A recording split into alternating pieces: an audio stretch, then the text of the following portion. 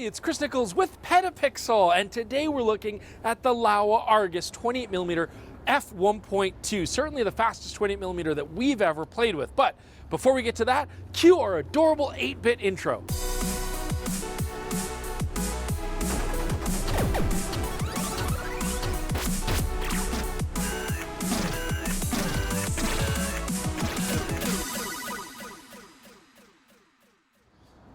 Now, this is not my first Argus lens that I've reviewed from Laowa. I did play with the 35mm, and despite the fact that it was a 35mm, it actually took beautiful shots.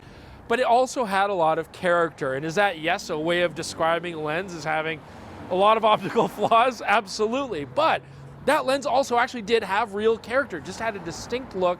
Really liked it. And so I'm hoping that this 28mm, which is happily not a 35mm, will perform equally poorly? Let's go find out. Okay, so we're out here on 17th Avenue, downtown Calgary. You can see the light is absolute. It's freezing cold, and Alberta basically looks dead and brown. So if any of you out there are worrying that our show is going to change in a big way moving to PetaPixel, it's exactly classic Chris and Jordan. Your worries are gone. Anyways, we do actually have an interesting shoot tonight, I hope. We're gonna wait for the light to go down. We're gonna do some night photography for this, shooting portraits with our good friend, Ryan HK. So I'm walking right down the middle of the street because I constantly flirt with danger. I'm just that kind of guy, although I don't want to tell you how many times you have to reset the shot because cars, oh, here's more. Anyways, this lens comes in 4 lens mounts: Sony E mount, Nikon Z mount, Canon RF mount, and L mount, full frame mirrorless coverage. Let's get out of the way before we get killed. Now, like pretty much all Laowas, this lens is actually really nicely made. I mean, all metal construction, metal helicoids.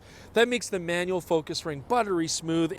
For the aperture ring, I can now actually choose to have clickable or declickable aperture stops. And, you know, I can have it either with a very subtle click in between. I like that. I get good haptic feedback. I don't have to look at the lens while I'm adjusting that. Or clicking it to smooth would be really nice for video work. Now, although this is full metal construction, it's actually not that heavy to carry around, especially for a wide angle with an f1.2 maximum aperture. So this is about 560 grams, just over a quarter of a knock. That's not bad. It does have a 62mm filter thread, but it also comes with this very beautiful, very trendy, very square looking lens hood, but you can't use that with filters. So this is gonna be coming off anytime I wanna put those 62mm on there. The last thing that's worth mentioning here as far as the construction goes, the aperture in there is a 13 blade aperture. And so as you turn it, it actually looks very round. I'm eager to see how that's gonna translate into our images.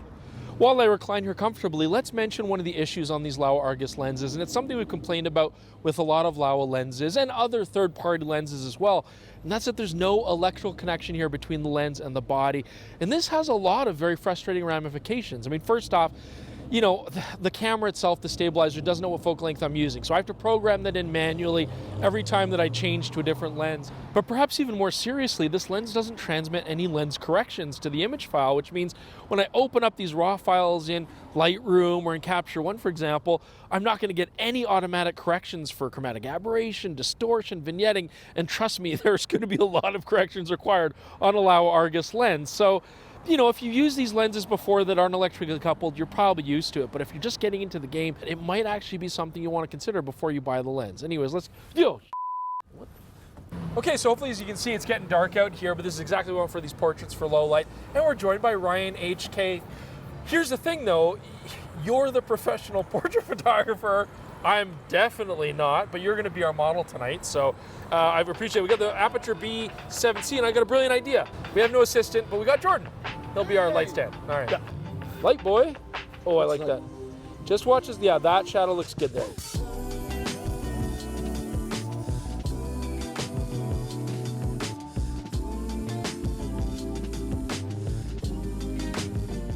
Okay, so Ryan, you're the professional portrait photographer. Is a 28mm a great lens for portraits? Is that the idea? Yeah, the closer the better.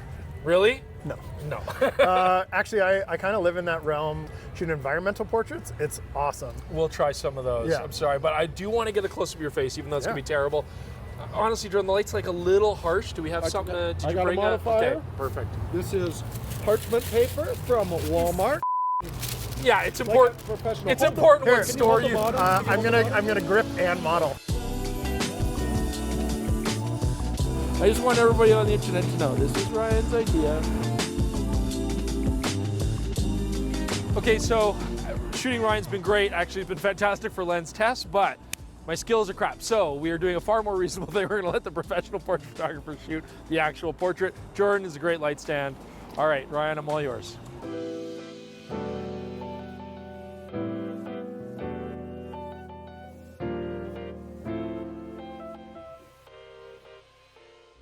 So Jordan, you know I normally trust your choices, but you got us really far apart. It's pretty dark. Hang on, I got a solution. Okay. Go. Oh yeah, I guess we'll go with it. Okay, so Ryan, $599 USD, would you buy this lens? Yeah. Yeah? I would pre-order one. Yeah. What did you like about it? Yeah, you know, I think like for my environmental portrait work, it would work really well. Like a lot of my stuff is manual focus in that world anyway. Right. So that doesn't bother me as much. Having the extra bit of light is really nice, but I was surprised at how nice it kind of renders that out of focus area. Right. Now, one thing I found, like, manual focus is nice and smooth, but I expected there to be more depth of field, and I had to really like zoom in right on the eye, get the focus, check, still not always in focus. Yeah, I was unbelievably surprised at how shallow it is for 28 mil. Thank you so much for helping us out tonight. I really appreciate it. It was great to see you again. Yeah. But yeah, let's call it a night, and we're going to continue doing some more tests on this lens and really fully review it. Cool. Thank you. Good job, Jordan. Okay, it's day 2. We got a typical Alberta spring day as usual. It's lovely. But before we get started, I just want to say, you know, Jordan and I are the nomads of the YouTube universe. We like to keep starting our channel on different platforms over and over. So we've got a bit of an ask for you to help us out. If you like us personally as human beings, please like the video. Please subscribe to the channel if you haven't already. Click that notification bell so you don't miss any more of our stuff. We'd really appreciate that. But on to the Laowa Argus 28mm. So I've had a chance to take a look at the photos. Now let's talk about our findings. Okay, so clearly we're not going to get any sunny landscapes today, but I did have a chance to shoot this outside in the sun, and this is what I'm going to say here. For landscapes, I don't think this would be my first choice. Okay, so the Laowa coatings on the lens do handle things like a loss of contrast pretty well, but we get crazy ghosting, and this is something we've seen a lot on other Laowa lenses, and I just find in landscape situations, it can be actually quite distracting in the shot. Also, Sunstars, because the aperture blades are just really so round, they're pretty nondescript. So this just isn't really a landscape lens for me personally. However, when we shot last night with Ryan HK on the streets, I really liked what it did with traffic lights. So here you've got a bright light just right behind Ryan's hat, and the ghosting here I think is actually kind of fun. It's interesting, it draws the eye, you know, gives the lens, well, I'm gonna say it, some character in the shot. So when we test lenses, we like to talk about the longitudinal chromatic aberrations present, the loci, because this is where you get these colors in the foreground and background out of focus areas, and they're brutal to get rid of in post. It's important to understand how bad the lens will be. Now, I'm actually very pleased with the Laowa Argus 28mm. So loci here, it's present, but it's very minor. That's great. It means you're not gonna have a hard time cleaning it up afterwards. So I would say it's not really an issue when you're shooting. As I mentioned, this has a 13-bladed aperture, very nice round shape to it. And first off, I would say when it comes to bokeh, I expected there to be a lot more cat's eye in the corner shooting this lens wide open, but it's actually not bad. The bokeh as well, nice and round, even when you stop the aperture down. I do concur with what Ryan HK was saying about the bokeh as well. Certainly there's onion rings, but otherwise it's really quite pleasing. And the transition from in focus to out of focus is really quite smooth. Now this is actually the first lens that we've reviewed for PetaPixel, so you get to see our new and improved lens test chart. Check it out, and this is a work in progress. It's just gonna get better and better. But anyways, let's talk about the sharpness on the Laowa Argus 28mm. It's not very good. It really isn't. I mean, let's have a look here. So first off, shooting wide open, f1.2, looking at the center of the frame, detail's okay, but contrast is low. I mean, it's just not that sharp shooting wide open. And then if we go and we stop down the lens to f2.8, sharpness of the center does get a little bit better. Certainly contrast improves. That's nice to see. And we take a look at the corners. This is where things really fall apart. So look at our corner here shot at f1.2. It just looks gross. It's soft, smeary, just terrible. Even stopping down to f2.8 really doesn't improve the corners that much. I would really try to keep my subjects more in the central part of the frame when at all possible.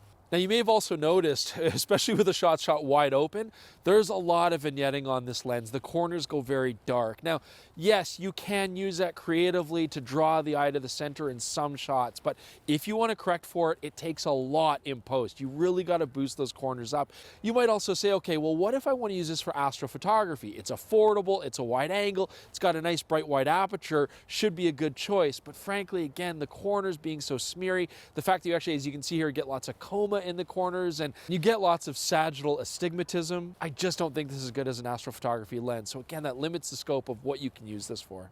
So how would the Laowa Argus 28mm perform in video applications? Well, I mean, having a nice short manual focus with smooth action and that declickable aperture are certainly steps in the right direction, but this does have some strange optical quirks. Now, Jordan really liked the Argus 35mm for video because of those quirks. How does the 28mm stand up? Well, first off, you do have a lot of breathing here. I mean, it's absolutely noticeable if you're going to transition your focus from near to far within a shot. The other thing that I would say, there's actually a bit of a color shift. So when you shoot f1.2 wide open, your color balance is kind of a little bit cold, and as you stop down the aperture, it warms up a bit. So if you were to do a shot where you transition the aperture mid-shot, your color is going to change. And even when you're grading afterwards, if you're shooting at multiple apertures on this lens, you're going to have to encounter and correct for different color balances with each shot. Now, this lens doesn't happen to be the sharpest thing on the planet, but I think still for 4K and lower applications for video, that would be just fine. And the fact that this lens has very interesting ghosting and flare characteristics could actually make it really cool if you're shooting towards bright light sources. I think you'd actually have a lot of fun with that. So for video applications, when you're looking for something quirky, this actually might be worth checking out. So I happen to really like the 28mm focal length, the look of it, and frankly, there just aren't that many good full-frame 28mm fixed lenses available, just a smattering. So this is a very welcome addition to the market, but like any Argus Laowa lens, it's kind of a mixed bag. I mean, we can talk about character, but the fact is this does have some serious optical flaws. And I think the only way that you're really going to enjoy using this lens is if you can incorporate those flaws creatively into your photography. I think if you're doing night photography, if you're doing street photography, some portraiture, this could be an awesome choice. I mean, it can do a lot of fun stuff. Even video applications, the quirks can really work for the shots. But if you're looking for something that can maybe do double duty as a decent landscape lens or for astrophotography or architecture in this city during the day, I just don't think this is a good choice. So hopefully this video helps you guys decide if this lens with all of its flaws is the right choice for you. Well, thanks for joining us so much on our first lens review with PetaPixel. Please leave comments below. Let us know your thoughts on the lens, or, you know, if you have any personal insults you want to sling our way, we'd appreciate that as well. Check out our social media, Instagram, Twitter. Please follow us there. Anyways, thanks so much for joining us. We'll see you soon with more episodes on PetaPixel.